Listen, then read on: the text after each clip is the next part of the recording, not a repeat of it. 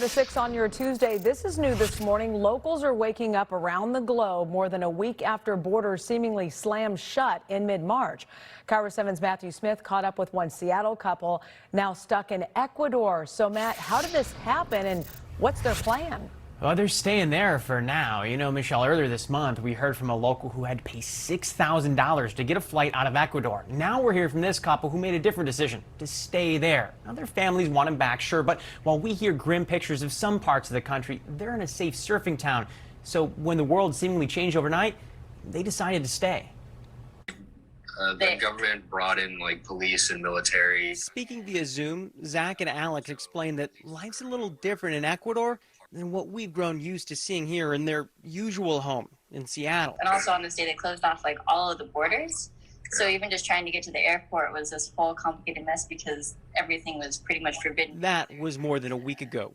As we saw Americans rushing to airports all across the world, rushing to beat shelter-in-place orders, knowing air travel would likely come to an end, in Ecuador, American travelers were getting warnings like this from their embassy. We know this is difficult. I know this is difficult. My entire team knows it's difficult. But we are working really hard to help you all in any way we possibly can. These two had an issue, though. Not only did they need to get out, their dogs they brought did too.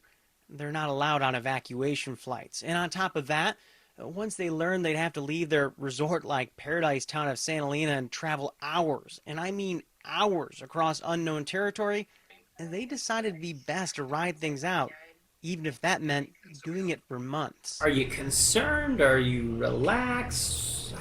Where's your head right now? Basically, every morning I wake up and I get a letter from the embassy in my email about like more flights, have like a little bit of a freak out, like we got to get out of here. But then I just kind of look at the realistic situation. It feels like there's more pros than cons to stay at this point. Yeah. Now, there is a curfew from 2 o'clock in the afternoon until 5 a.m. every day where they are. A much more strict reality than what we're seeing and what they're seeing on social media from their friends back here. And Michelle, they seem super casual about the experience. They seem in good spirits, but you occasionally hear these flashes that were like, what the heck is happening here? What's going on next? Oh.